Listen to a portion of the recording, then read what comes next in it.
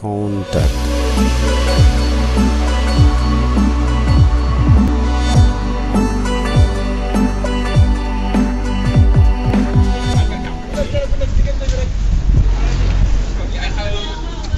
A une tradition de l'association Jappal Ñu Japp qui est de venir en aide aux nécessiteux de la commune de Saint-Louis. L'association Jappal Ñu Japp est par cet acte à sa 5e édition qui consiste à donner aux nécessiteux des provisions composées de sacs de riz, composées de sucre et composées pour cette année de dattes. Nous le faisons chaque année pour au moins perpétuer ce que faisaient nos parents, c'est-à-dire de venir en aide durant le mois béni de Ramadan, qui est un mois d'entraide, qui est un mois de solidarité, pour que au moins un peu apaiser la souffrance de nos populations démunies. Et en ce sens, nous profitons aujourd'hui au nom de l'association pour remercier tous les donneurs de près ou de loin qui n'ont ménagé aucun effort pour la réussite de cette opération. Et en plus, l'association remercie tous les membres de l'association Jappal Ñu Japp qui, depuis très longtemps, s'attelle à la tâche d'organiser cette journée de solidarité. Jappal Ñu Japp, enfin, est une association ouverte à tout le monde dont les buts sont la solidarité, l'entraide de toutes les populations. Je vous remercie. Cette année, nous allons appuyer les sinistrés de Gox Mbathie qui sont victimes de l'avancée de la mer. Et quand les vagues arrivent sur nos populations de Gox Mbathie, tout est parti. Donc cette année, notre action va en priorité effectivement aux sinistrés de Gox Mbathie qui, nous les souhaitons aussi que d'autres associations comme le nôtre viennent en aide pour encore une fois apaiser leur souffrance, parce que encore une fois c'est des populations qu'on doit aider, c'est des populations qui souffrent beaucoup. On appelle que vous lancez aux autorités pour les assister davantage? Effectivement, nos actions en tant qu'association de base peut-être sont une goutte d'eau dans la mare, mais nous lançons un appel au gouverneur, nous lançons un appel au maire de Saint-Louis, nous lançons un appel à la solidarité nationale pour que des actions de ce genre soient les bienvenues dans les quartiers des sinistrés, surtout le quartier de Gox Mbathie qui chaque année, il faut le dire, subit les vagues dévastatrices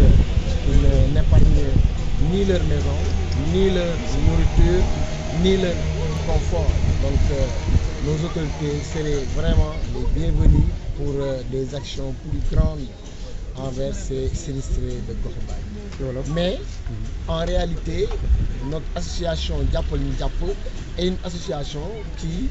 œuvre dans tous les domaines de la vie. Peut-être que durant le mois de Ramadan, on est dans des actions de distribution de denrées, mais on a organisé aussi des journées de consultation médicale. On a organisé aussi des journées pour chercher du travail aux membres de l'association. Toutes ces actions sont à notre actif de notre association. Et je vous remercie. waa Sénégal ak mbokki Ndar ñi ngi leen di nuyu delloo si waat nañu ñun association Jappal Ñu Japp te ci weeru koor bu ne ñu xam nu ci jàppale population yi. Donc population yi ñu tàmmu jàppale mooy population yoo xam ni dañu nekk dans des difficultés. Donc ñi nga xamante ni wax dëgg yàlla te aajoon nañu mbir yi. Ñu jëloon tamit benn système boo xamante ni mooy ñu dem da leen di fekk. Donc ndax fu sa loxo wayaf boo ko woowee defe naa ni yaa ngi koy indil coono donc li gën mooy nga dem fekki ko mooy cérémonie bi tey ñuy waajal di waaj a dem donc yi ñuy war a yóbbu muy ay ceeb di sucre di tàndarma di ay yére aussi yooyu yëpp nag et ñi ko joxe ñi nga xamante ni ay doomu Sénégal lañu doomu Ndar lañu et tamit gëm action yooyu ñuy def donc ñoom ñooñu ak membre association bi ñoom ñoo ñu baax yooyu pour ñu mën ko yeggale tey incha allah ci population yooyu donc association bi nag moo juddu na et macha allah boobu ba léegi ñu ngi def ay action def nañu ay journée consultation gratuite def nañu ay journée de recherche d'emploi def nañu aussi ay journée pendant les Noël à la pédiatrie jox ay xale ay jouets donc les enfants malades donc ci yooyu la ñuy yëngu et incha allah rabi ñi def appel à toutes les autorités donc muy le maire en premier muy le préfet le gouverneur ak la solidarité nationale et au plus haut donc toutes les autorités yi nga xamante ni ñi ngi yëngu macha allah ci solidarité nationale ak action sociale. ren ñan ñoo moomee. bon ren nag ñi ngi jublu macha allah ci population yi nga xamante ni bon ñi ngi nekk goxu Mbàcc te nga xamante ni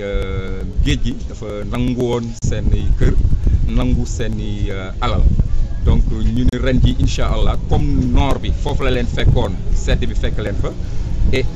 nawet baa ngi jëm seen kaw te koor gi fekk leen fa aussi ñu dëkk ci ay tentes ñu ni nag mënuñu toog ñun dëkk Ndar di def ay action et bañ fa yeggale suñu loxo xëy na naam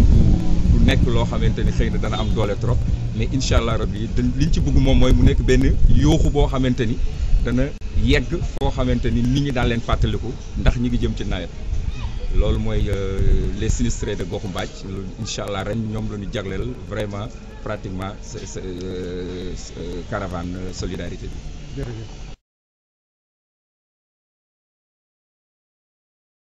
suñu tànk jóge Balakos